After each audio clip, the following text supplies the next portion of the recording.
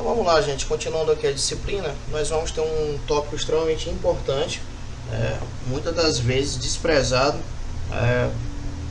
por muitos, né, como se fosse menos importante, porém a gente vai observar que não é, né? As cores são uma das variáveis mais importantes para a gente aplicar em técnicas de segmentação, detecção, rastreamento, tá ligada diretamente ao brilho, ao contraste, à luminância. Então vamos aqui aprender alguns conceitos básicos, modelos de cores, o processamento de imagens coloridas, que já difere um pouco lá, por exemplo, em processamento de imagem médica, né, já que a gente trabalha com escala de cinza lá, tá bom? Então vamos lá. Duas áreas principais, as cores reais e as pseudocores. As cores reais são imagens adquiridas com um sensor de cores reais, câmeras digitais e scanner, extremamente utilizados na visão computacional, em sistemas de segurança, sistemas para tráfego, cidades inteligentes, observação de solo. Até eu falei para vocês na primeira aula, né, questão do Kinect. Ele tem sido bastante utilizado como sensor para detectar erosões, né? Pseudocores, atribuição de um tom de cor para uma intensidade monocromática particular ou uma variação de intensidades. Em 1666, Newton descobriu que um feixe de luz solar é decomposto ao passar do prisma. As cores que percebemos são determinadas pela natureza da luz refletida. Isso aqui e aí vocês foram com a mente lá no ensino médio agora, oitava série ali por ali. Eita, nem fala mais isso, né? Ensino científico, né? Agora ensino médio, enfim. Prisma óptico e o que é inferido aqui de cores, né? Tá bom? E aqui também é o símbolo do Pink Floyd. A luz visível é composta de uma banda de frequências no espectro eletromagnético. Luz é cromática, sem cores. O único atributo é a intensidade. O único atributo é a intensidade. E aí a gente vai lembrar, né, daquela questão da hipervalorização e da intensidade, né? Vocês lembram? Entre as escalas de cinza. Quando a intensidade muda de forma abrupta, né, de uma vez ou não. A luz cromática, que é o espectro visível. E aqui tem um esqueminha, o quanto que a gente pode observar dentro de luz cromática ou não. E o que é detectado, tá bom? Ultravioleta, raio-x, infravermelho, ondas de rádio. A luz cromática é descrita por três valores: a radiância, a luminância e o brilho. A radiância é a quantidade total de energia que flui da fonte de luz, medida em watt. Luminância mede a quantidade de energia que o observador percebe da luz da fonte de luz, medida em lúmen. E aí isso aqui vai influenciar muito em sistemas de visão computacional em tempo real. Brilho, descritor subjetivo praticamente impossível de ser medido, incorpora a noção acromática de intensidade. Formação de cores, processo aditivo. As cores principais podem ser somadas para produzir as cores secundárias de luz. Misturando as três primárias ou as três cores secundárias, temos o branco. Processo subtrativo ou pigmentação. Neste processo, partículas chamadas pigmentos absorvem ou subtraem uma cor primária da luz e refletem ou transmitem outras duas. Isso aqui a gente aprendeu lá no ensino fundamental, né, nas disciplinas de artes. Mas isso aqui vai ser bem interessante para a questão de processamento de imagem. Aditivo, exemplo, magenta, azul com vermelho, ciano, verde com azul e amarelo, verde com vermelho. Subtrativo, magenta absorveu o verde e refletiu azul e vermelho. As cores primárias são pigmentos. De pigmentos são magenta, ciano e amarelo.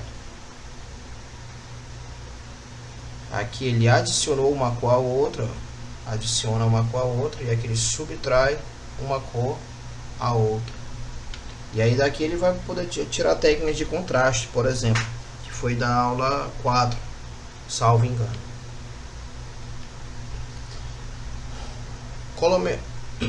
Colorimetria, conjunto de técnicas que permite definir e comparar cores. A cor pode ser definida por 3 parâmetros: intensidade, luminância, tonalidade cromática e saturação. Vai ser o RUE, né, que chama, o HUE. A luminância, também chamada de intensidade luminosa, determina o quão brilhante é uma luz. A matiz, comprimento de onda dominante da cor, usada para dar um nome a uma cor. Saturação, mede a pureza relativa da cor ou quantidade de luz branca misturada com um matiz. As cores preta, branca e cinza possuem saturação uniforme em todos os comprimentos de onda. São diferenciais apenas pelo brilho. As propriedades de saturação e de matizes de uma cor são referenciadas como cromaticidade.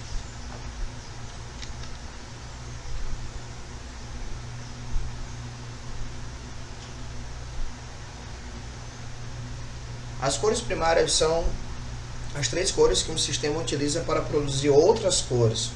As cores podem ser produzidas a partir de uma combinação das primárias. O universo de cores que podem ser reproduzidas por um sistema é chamado de espaço de cor. Espaço de cor, que muitas das vezes é um software de computação gráfica, né, de editoração de imagem e tal, e ele é chamado de paleta de cores, né? E aí isso aí, para quem vai trabalhar com questão, por exemplo, de marketing, publicidade, UX, né, User Experience, vocês tiveram a disciplina de IHC, devem ter estudado sobre como as cores influenciam no comportamento do usuário. Então aqui tem alguns exemplos, né? O amarelo, estimulante, alerta e esperança. Esse vermelho aqui, dinamismo, energia, revolta, calor e raiva. Esse lilás, estima, valor, dignidade. Os cones do olho humano podem ser divididos em 3 categorias que percebem as cores: 65% vermelho, verde 33% e azul 2%. As cores primárias da luz foram padronizadas pela CIE, Commission Internazionale de, esse nome bem complexo italiano. Nos comprimentos de onda, azul, verde e vermelho. E aí a gente pode observar que os comprimentos de onda, porém a largura tem bem mais vermelho do que azul na percepção, extraída pelo olho humano no caso, não por sistemas. No diagrama da CIE pode-se observar todas as cores provenientes da combinação de cores de 2 pontos. Vou traçar uma linha reta entre eles. Para a combinação de 3 pontos, basta escolher valores internos ao triângulo, formado pelo traçado de linhas entre eles. Os modelos de representação de cores servem para padronizar a distribuição das cores, dado um subespaço em um sistema de coordenadas. Cada calor é representado por um ponto único. A maioria dos modelos são orientados a hardware específico. E aí entra aí até a questão da dedicação das placas, né? Em relação a processamento de cores. Por isso que a gente tem monitores dedicados, placa de vídeo dedicada ao processamento de imagens. Tais como, olha, juro para vocês, pela minha mãe, que eu não tinha visto isso aqui. De verdade. Tais como monitores e impressoras. Não tem como a gente lembrar de tudo, né? Vai lembrando durante a aula. Estava escrito aqui. Ou aplicações específicas como criação de uma animação gráfica. Em processamento de imagens, os modelos de representações mais utilizados são as orientações a monitores e câmeras, RGB, é o mais popular, né? Impressoras e o modelo de percepção do olho humano, HSI. Então vocês percebem que vocês podem fazer essa observação que cada forma de extrair as cores e perceber essa percepção de cor é totalmente diferente, né? RGB, aditivo, ou seja, ele adiciona uma cor a outra. Ele acontece desse jeito aqui, ó, nesse plano, ciano, magenta.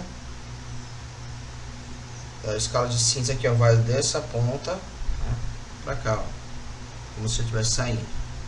Essas são as cores primárias, ó, vermelho, verde e azul, e aí eles criam esse espaço aqui, ó, ciano, branco, magenta, amarelo.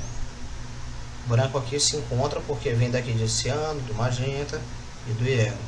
Então, se ele somar aqui essas três primárias com essas três secundárias, ele forma aqui nesse vértice aqui, ó, nesse cantinho, um branco.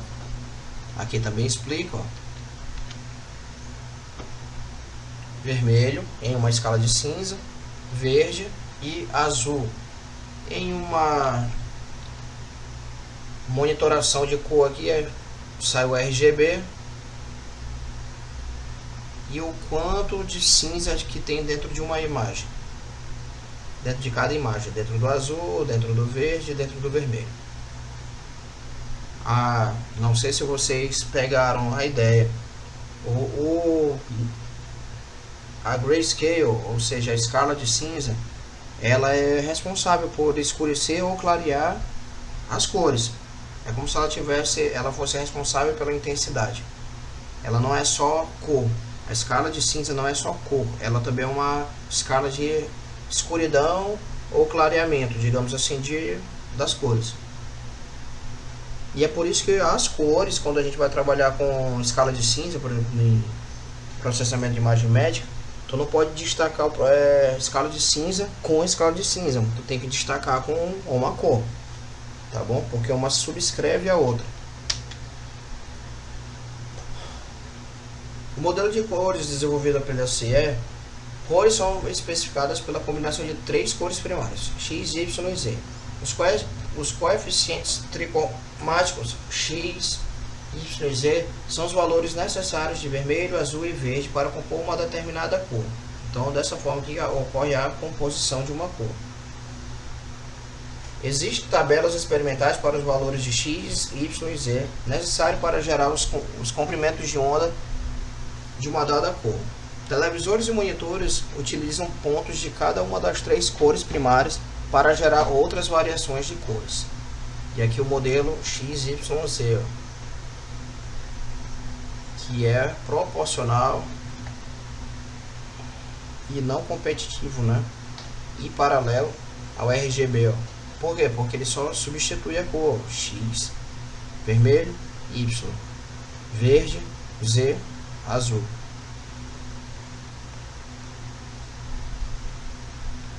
O modelo CMY, subtrativo, ou seja, ele tira a cor, uma cor elimina a intensidade da outra cor. Representam as cores primárias de pigmentos. Impressoras requerem imagem do modelo CMY como entrada ou convertem internamente de RGB para CMY. Matriz de conversão CMY para RGB, dessa forma. Aqui ocorre o que? O subtrativo de matriz. Quem já configurou a impressora sabe na prática como é que funciona aqui essa questão da conversão, CMY para RGB. E aqui a matriz explica facilmente, tá bom? Essa correlação. Na teoria, adicionando quantidades similares de CMY gera cor preta. Similar. Na prática, gera um tom de barro escuro. Assim, a cor preta é adicionada como a quarta cor em impressoras, formando o modelo CMYK.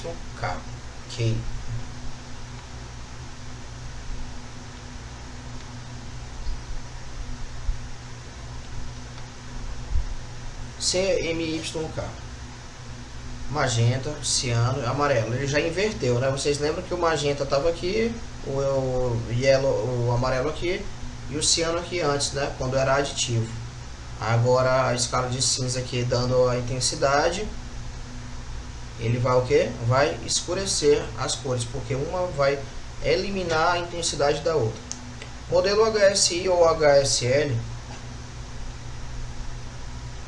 é mais parecido com a percepção humana. Ninguém fala da cor de um carro como a composição de RGB. Também não interpretamos imagens como sendo uma composição de 3 cores básicas. Os humanos descrevem cores em termos de matiz, saturação e brilho. O modelo HSI separa a componente de intensidade das componentes relacionadas a cor H e S. Assim, HSI é o modelo ideal para desenvolvermos operadores de processamento de imagens que sejam facilmente interpretados por humanos. E aí isso conta bastante em visão computacional. A gente precisa simular o que uma pessoa está vendo. E na época, pessoal, só uma curiosidade, o Google Glass ele empacou, né? Vou falar aqui no nordestês aqui, já que eu sou ele empacou nessa situação aqui de converter o HSI em RGB em tempo real. É a forma que olha ao redor de vocês o tanto de cor que o olho humano detecta. Para uma máquina detectar isso é extremamente complexo. Até, por exemplo, se vocês olharem o ambiente que vocês estão de manhã, aí depois olha ele de tarde, depois olha à noite. A noite vai depender mais de iluminação artificial, né? E aí, mas vocês conseguem interpretar as cores em tempo real, mas uma máquina consegue? Extremamente complexo isso. RGB, por outro lado, é ideal para gerar imagens.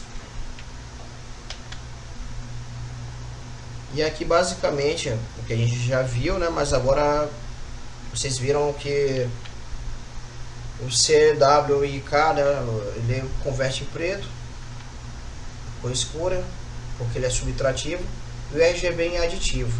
Ó, o tom de cinza vai para branco. Mas o que acontece aqui no olhar humano? Ele consegue equilibrar, ó. Olha isso, ó. Ele consegue equilibrar essa intensidade e em tempo real. E é por isso que, ó, consegue distribuir a cor perfeitamente igual. Isso aqui é o nosso olhar humano, não o olhar pelo sistema, por um sistema de extração e captura de vídeo ou imagem.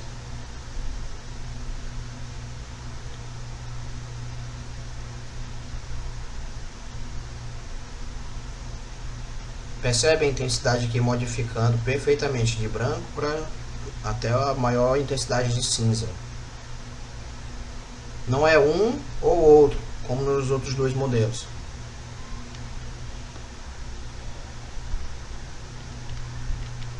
A conversão RGB para HSI, ela se dá dessa forma aqui.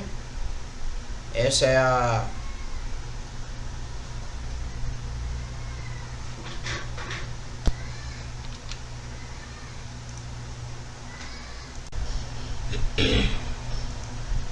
Bem, continuando, dessa forma se dá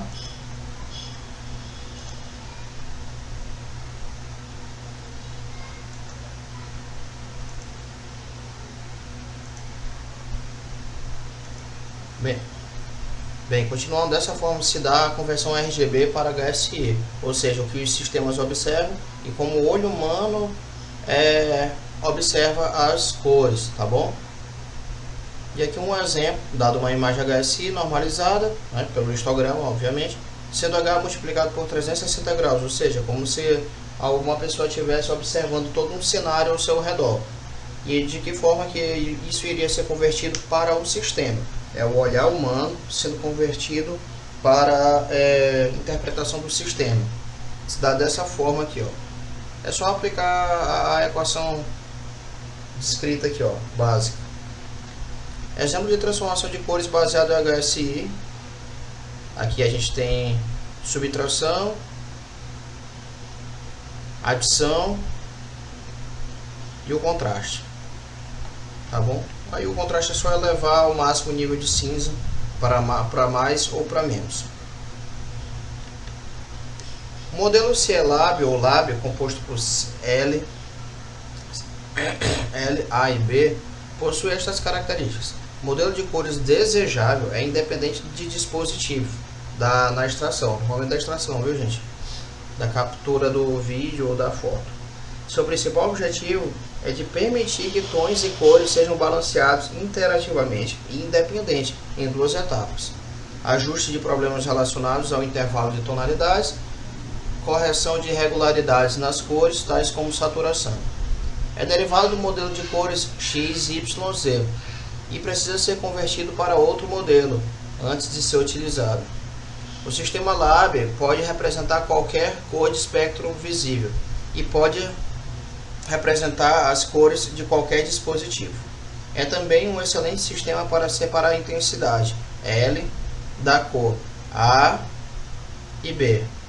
Por isso, fica fácil de manipulação da imagem na sua compreensão.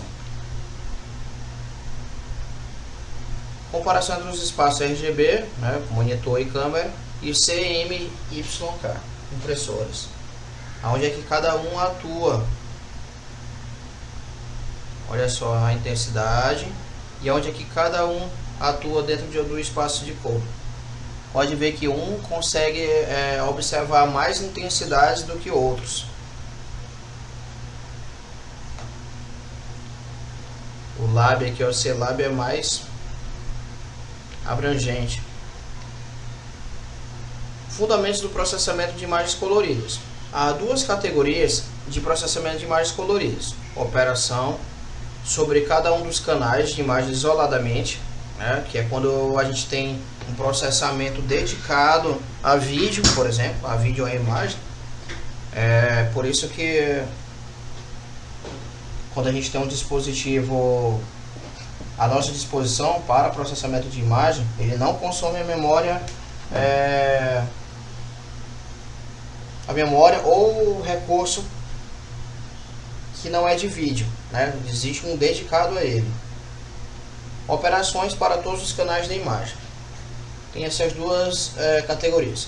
Como há pelo menos 3 componentes na imagem colorida, um pixel é tratado como um vetor.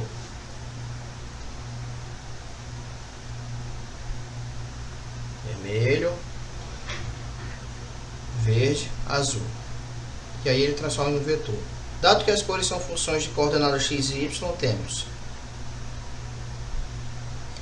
apesar de podermos processar cada canal com operadores utilizados para imagens de nível de cinza, não é sempre equivalente a processar todos os canais juntos. Neste caso, é necessário projetar novos operadores.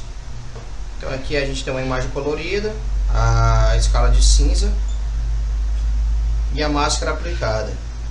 Quando a gente tem o espaço RGB de cor, minimamente tem que ser 3 máscaras criadas para cada espaço de cor. Então, obviamente, vai requerer mais o que? Mais processamento. Decomposição de imagens coloridas nos modelos CMYK, RGB e HSI. Olha só a diferença.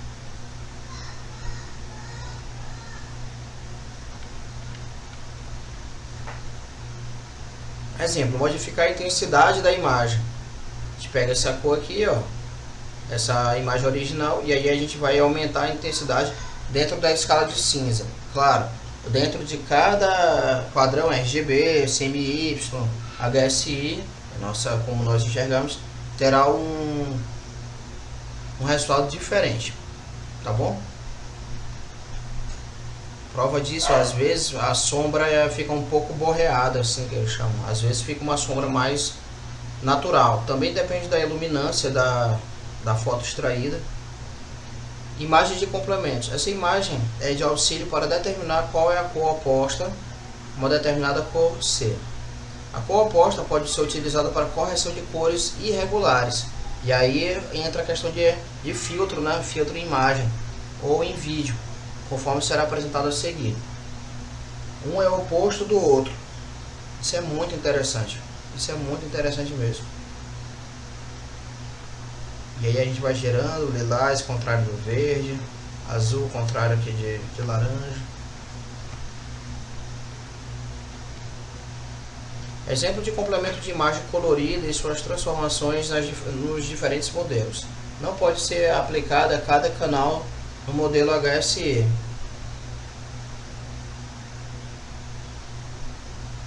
Não pode porque a complexidade de cores HSI, como é a visão humana, é uma cor absurda, uma escala de cores absurda para o processamento. Então é inviável, né, essa transformação.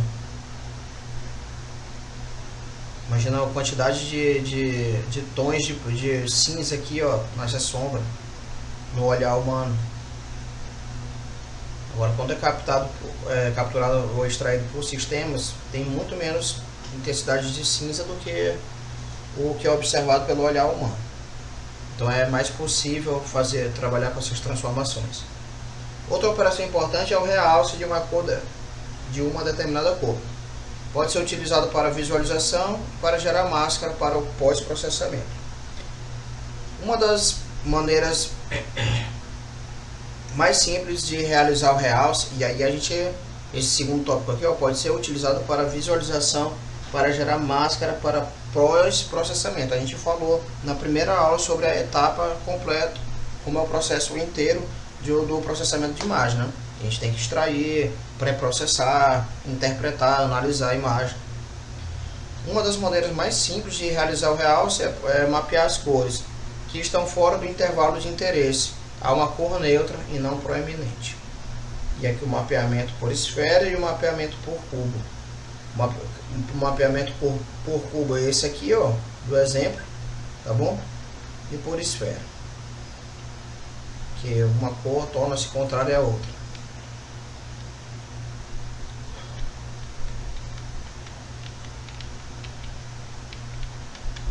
O intervalo de tonalidade de uma imagem representa a distribuição de intensidades de cores. É desejável que as cores claras e escuras estejam distribuídas de modo equitativo. Para isso serve o que? A equalização dos histogramas, vocês estão lembrados, né? No ajuste de intervalo de tonalidades dos modelos RGB e CMY, o ajuste de intervalo de tonalidade significa aplicar a mesma transformação a todos os canais, para que o quê? Para que fique bem distribuídas as cores. No HSI, apenas I é alterado. Exemplo de ajustes de intervalo de tonalidades de imagem plana ou sem detalhes, imagem clara e imagem escura. Vocês podem observar que ele tem que aproximar mais do branco, mais na escala de cinza mais próximo do branco, né, mais claro, e aqui na escala de cinza mais escuro. Depois do ajuste de intervalo de tons, e aqui é bem equalizado. Depois do ajuste do intervalo de tons, as cores incorretas podem ser ajustadas. É importante notar que nossa percepção de uma cor é afetada pela quantidade de outras cores. E aí, mais uma vez, né, eu falei lá no início da disciplina que é por isso que alguns jogos parecem ser mais imersivos do que outros. Né? Quando tem um jogo muito escuro, o foco fica no personagem, então só o personagem dá ideia de movimento, o cenário não. Já jogos que são bem coloridos, ele tem geralmente a imersão dele é aparentemente maior e ele é mais colorido, o cenário parece que está em mais movimento do que o objeto. Por exemplo, GTA, Mario, esses novos videogames, Zelda, enfim. Baseando-se no círculo de cores complementares, é possível corrigir uma cor por reduzir ou aumentar sua proporção, a da cor oposta ou das cores adjacentes à alterada e a da oposta. Exemplo, reduzir magenta pode ser feito por reduzir vermelho e azul ou por aumentar o verde.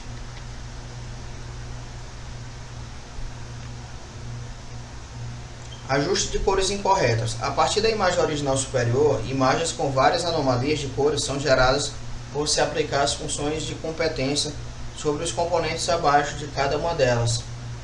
A transformada inversa corrigiria o problema. A transformada inversa corrigiria o problema. Muito tom de branco aqui, ó, muito tom próximo. Menos. Olha, a invertida, a inversa.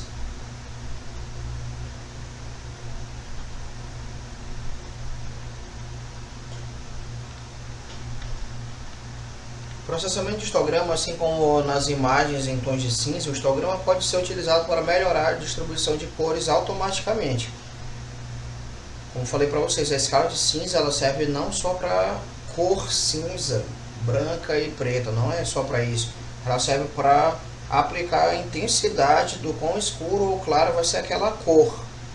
Então eu posso aplicar a escala de cinza em vermelho, em verde, em azul. A equalização de histograma, por exemplo, pode ser adaptada para operar sobre múltiplos canais. Não é bom equalizar as cores de uma imagem separadamente, pois isto resultará em cores erradas. Uma opção é equalizar apenas o brilho, deixando as cores inalteradas, por exemplo, ou por meio do modelo HSI.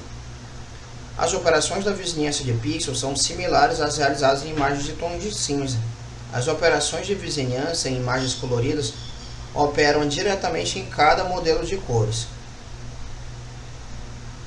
Não faria sentido a aplicação, as operações de vizinhança ser diferente entre escala de cinza e cor, porque a operação entre vizinhos de pixels, né, pessoal, nada mais é nada menos do que tu interpretar que aquele pixel ele pode ser movido de local dentro do espaço, né?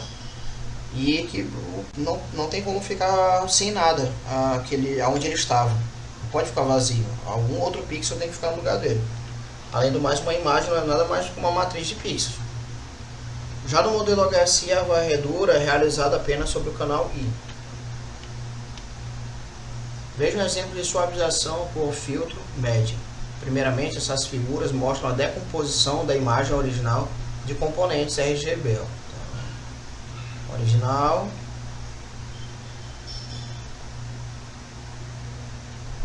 Essas figuras constituem a decomposição da imagem original em matiz, saturação e intensidade. Essa figura contém o resultado da suavização dos canais RGB, a suavização do canal I e a subtração das duas imagens nesta ordem. Aí ele vai usar aquela técnica lá, né, técnica subtrativa, né? Fica claro que a operação não produz o mesmo resultado. O resultado da operação I, a operação sobre I é melhor, pois não altera as cores originais da imagem. Essa aqui, ó. Agora, quando vai na intensidade, ele subtrai, né? Essa figura contém o resultado do realce dos canais RGB, o realce do canal I e a subtração das duas imagens, nesta ordem. Novamente, os resultados são distintos e a operação I é mais fidedigna. Ela aconteceu aqui, ó, original, operação de I e o subtrativo. Então, galera, até a próxima.